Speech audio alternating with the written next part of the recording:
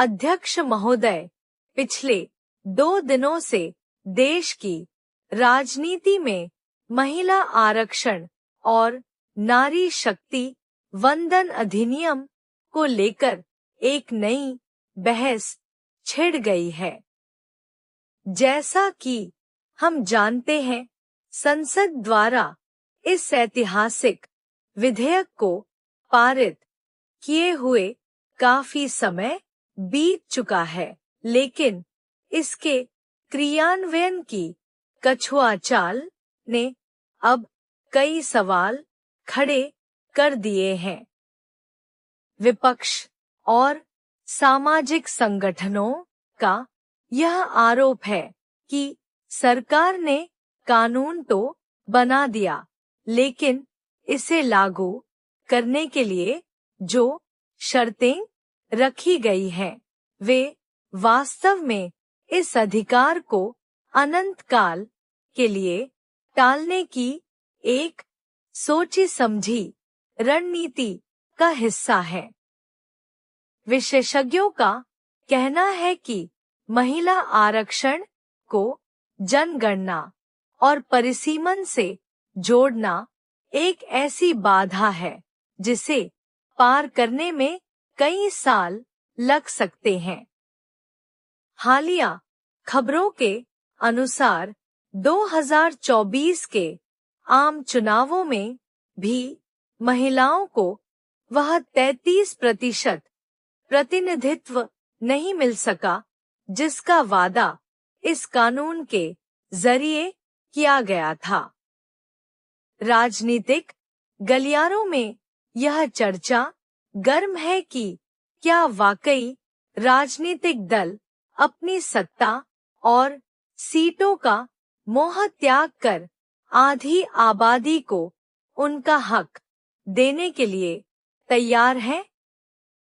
वास्तविकता यह है कि आज भी सदन में महिलाओं की भागीदारी मात्र 14 से 15% के बीच सिमटी हुई है। पिछले 2 दिनों के घटनाक्रम पर नजर डालें तो विभिन्न राज्यों में होने वाले आगामी चुनावों को देखते हुए महिला वोट बैंक को साधने की कोशिशें तेज हो गई है। सत्ता पक्ष जहां इसे अपनी सबसे बड़ी उपलब्धि बता रहा है, वहीं विपक्षी दल अब इसमें कोटा के भीतर कोटा यानी ओबीसी और अल्पसंख्यक महिलाओं के लिए अलग से आरक्षण की मांग को पुरजोर तरीके से उठा रहे हैं। उनका तर्क है कि बिना इसके यह कानून केवल उच्च वर्ग की महिलाओं तक ही सीमित रह जाएगा और ग्रामीण व पिछड़े समाज की महिलाएं मुख्य धारा से कटी रहेंगी।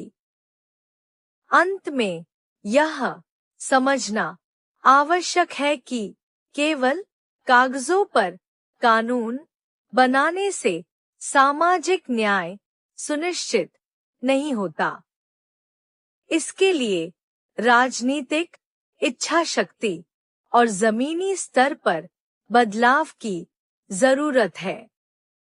यदि हम वास्तव में भारत को एक विकसित राष्ट्र बनाना चाहते हैं, तो हमें महिलाओं को निर्णय लेने की प्रक्रिया में बराबर का भागीदार बनाना ही होगा।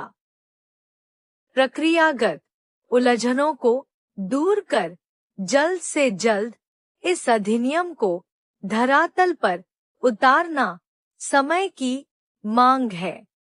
जब तक विभिन्न पृष्ठभूमि की महिलाओं को समान अवसर नहीं मिलेगा, तब तक लोकतंत्र की यह परिकल्पना अधूरी ही रहेगी।